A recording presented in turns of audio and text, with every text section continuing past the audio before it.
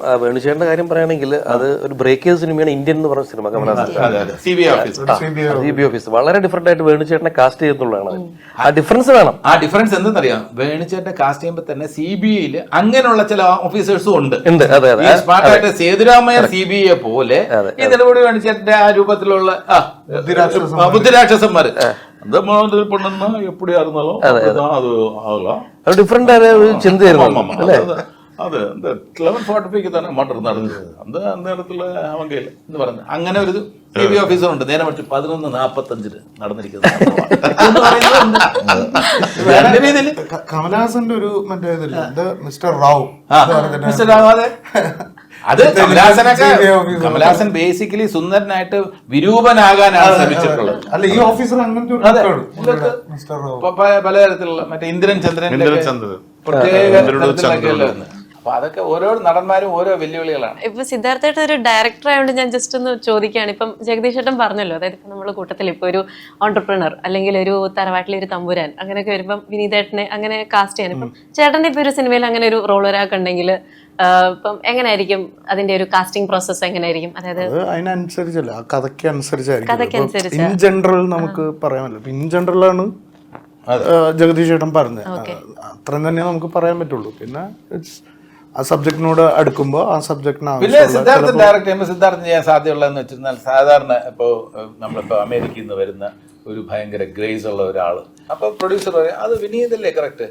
സിദ്ധാർത്ഥൻ പറയും അല്ലല്ല ആ ഒരു കോൺസെപ്റ്റ് ഒക്കെ ബ്രേക്ക് ചെയ്യണം. ജഗദീഷ് ചേട്ടൻ നമുക്ക് കോൺസെപ്റ്റ് ബ്രേക്കിംഗ് ആണ് ഇപ്പൊ കൂടുതൽ. ആ കോൺസെപ്റ്റ് നമുക്ക് ജഗദീഷ് ചേട്ടൻ. അപ്പൊ ജഗദീഷ് ചേട്ടനോ ഇങ്ങനെ വലിയ തറവാടിത്ത് അല്ല അത് നമുക്ക് ബ്രേക്ക് ചെയ്യണം.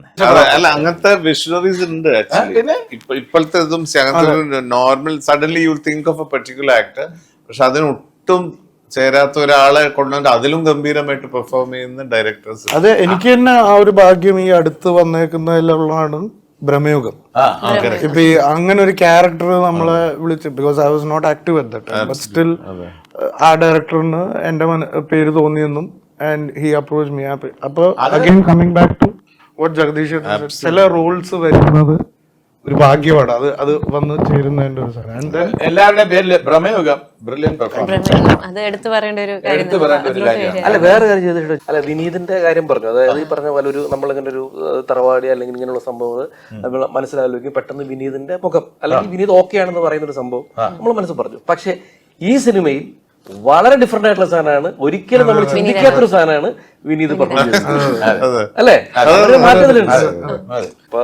ഓപ്പോസിറ്റ്സ് വർക്ക് ചെയ്യാന്നുള്ളതിന്റെ ഒരു സാധനമുണ്ട്. ഒരാളുടെ സ്ഥിരം രൂപത്തിൽ നിന്ന് നേരെ ഓപ്പോസിറ്റിലുള്ള ക്യാരക്ടർ. ഇപ്പൊ വർണ്ണത്തിലാശങ്കയിലെ കുഞ്ചാക്കോ ബോബന്റെ കാസ്റ്റിംഗ്, പുള്ളി ഈ പറഞ്ഞ പോലെ വെരി നൈസ് ഒരു കുടുംബത്തിൽ നിന്ന് വരുന്ന ഒരു നല്ലൊരു, ഈ കുട്ടി എന്തായാലും ഈ കുടുംബത്തെ രക്ഷിക്കും ഇത് ഉള്ള ഒരു ലുക്കാണ്.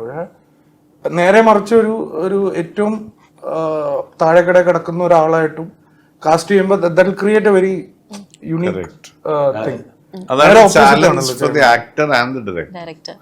അതാണ് എക്സൈറ്റ്മെന്റ്. ചേട്ടൻ മറ്റേ വർണ്ണിത് കാസ്റ്റ് ചെയ്യുന്ന സമയത്ത് ആദ്യത്തെ ഓപ്ഷൻ കുഞ്ചാക്കോ ബോബൻ തന്നെ ആയിരുന്നോ അതോ? ആദ്യത്തെ ഓപ്ഷൻ കുഞ്ചാക്കോ ബോബൻ അല്ലായിരുന്നു, വേറൊരാളായിരുന്നു. പക്ഷെ അത് ആഷിഖ് ഉസ്മാനാണ്, പ്രൊഡ്യൂസറാണ് സജസ്റ്റ് ചെയ്ത സമയത്ത് ഇത് വർക്കാവുമായിരിക്കും. സജസ്റ്റ് ചെയ്ത സമയത്ത് ആദ്യമേ ഒരു ചെറിയൊരു ഇതുണ്ടായിരുന്നു ഇതെങ്ങനെ എന്നുള്ളതിന്റെ. Because as I said he has this particular look of being a very good ഗൈ.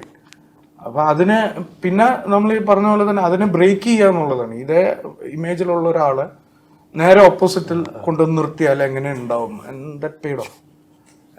വിനീതേട്ടനെയൊക്കെ അങ്ങനെയാണ് അതായത് സ്ഥിരം അല്ല വിനീതേട്ടൻ ഏറ്റവും വലിയ ബ്രേക്ക് എന്ന് പറയുകയാണെങ്കിൽ ഒരുപാട് ക്യാരക്ടേഴ്സ് ചെയ്തിട്ടുണ്ട്. വില്ലനായിട്ടൊക്കെ മഴവില്ല് അല്ലെങ്കിൽ പ്രേം പൂജാരിൽ വേറൊരു സൈക്കോ ടൈപ്പ് അതൊക്കെ ചെയ്തിട്ടുണ്ട്. പക്ഷെ ഏറ്റവും വലിയ ബ്രേക്ക് ലൂസിഫർ ആണെന്ന് എനിക്ക് തോന്നുന്നു. തീർച്ചയായിട്ടും. ആക്ച്വലി അഖിൽ പറഞ്ഞിട്ടുണ്ട് സത്യേട്ടന്റെ മകൻ എന്നെ പാച്ചുവില് കാസ്റ്റ് ചെയ്യാൻ തന്നെ കാരണം മോഡുലേഷൻ ആ ഡബിംഗ് ഒക്കെ സ്റ്റേറ്റ് അവാർഡ് കിട്ടിയിട്ടില്ലേ? അല്ലേ ഡബിങ്ങില്? അതെ, ഡബിങ് സ്റ്റേറ്റ് അവാർഡ് കിട്ടിയിട്ടുണ്ട്. ആ ഒരു വോയിസ് അപ്പം അത് യൂസ് ചെയ്ത് യൂസ്ഫുൾ ആയി, അല്ലെങ്കിൽ ചേട്ടന്റെ വോയിസിനെ പറ്റി എപ്പോഴും ആൾക്കാർ പറഞ്ഞ് കേട്ടിട്ടുണ്ട്, അത് പോസിറ്റീവ് സെൻസിൽ. അപ്പം അത് ഒരു ഡബിങ് ആർട്ടിസ്റ്റ് ആയിട്ട്, അല്ലെങ്കിൽ വിവേക് ഒബ്റോയ് എന്ന് പറയുന്ന, അല്ലെങ്കിൽ ബോബിയുടെ ക്യാരക്ടർ ഡബ് ചെയ്യാൻ വിളിച്ചപ്പം ഓക്കെ അറ്റ് ലാസ്റ്റ് എന്റെ വോയിസ് എനിക്കത് യൂസ് ചെയ്യാൻ പറ്റി, അങ്ങനെ തോന്നിയിട്ടുണ്ട്? അതായത് ഇല്ല, ആക്ച്വലി അത് ഭയങ്കര ഒരു അൺഎക്സ്പെക്ടഡ് വിളിയായിരുന്നു. അതിന് എനിക്ക് ഐ വാസ് അപ്രിഹെൻസീവ് ബിക്കോസ് ലാലേട്ടന്റെ main big profile film, Prithviraj ആദ്യമായിട്ട് സംവിധാനം ചെയ്യുന്ന സിനിമ. സോ ഡെഫിനറ്റ്ലി അതിന്റെ മാഗ്നിറ്റ്യൂഡ് എന്താണെന്ന് എനിക്കറിയാം. മോഹൻലാൽ എന്ന് പറഞ്ഞ അത് ഗ്രേറ്റ് ആ ഒരു കമേഴ്ഷ്യൽ ബിഗ് പ്രൊഫൈൽ ഫിലിമിലെ വില്ലന് എന്റെ വോയിസ് എന്ന് പറഞ്ഞാൽ, അല്ല അവിടെയും വില്ലന്റെ വോയിസ് പറഞ്ഞാൽ ബോബി എന്ന് പറയുന്നത് ദുബായിലും ഒക്കെ ബിസിനസ് ഉള്ള ഒരാളാണ്. അപ്പൊ അയാളുടെ എഡ്യൂക്കേഷൻ എന്നുള്ളൊരു സംഭവം ഉണ്ട്, എഡ്യൂക്കേഷന്റെ ബാക്ക്ഗ്രൗണ്ട് ഉണ്ട്. He has to speak good English. ഇപ്പൊ വിനീതിന്റെ സ്ഥാനത്ത് he speaks good English, correct diction, correct pronunciation. He speaks very good English. That's why he has been asked to dub for Mr. Suresh. leaving all that aside, on a practical ഒരു റിയാലിറ്റിയില് ഈശ്വര ഇത് ഞാൻ എങ്ങനെ ചേരും? Because first of all അത് അതൊക്കെ ശബ്ദമുണ്ട്. നേരെ മറിച്ച് ആ കറക്റ്റ് പ്രൊനൗൺസിയേഷൻ ഇല്ലാത്ത ഒരു ബോബി ആലോചിച്ച് നോക്കുക, wonderful, I am very happy എന്നൊക്കെ പറഞ്ഞ് ഡബ് ചെയ്ത് കഴിഞ്ഞാൽ ഇതിപ്പോ വിവേക് അല്ല, അത് എന്തൊരു ഫീലായിരുന്നു ആ തൊടുപ്പൊക്കെ പറയുന്ന സംഭവം ഉണ്ടല്ലോ. ഇംഗ്ലീഷ് ഒക്കെ നന്നായിട്ട് അറിയാവുന്ന ഒരാൾ വേണം.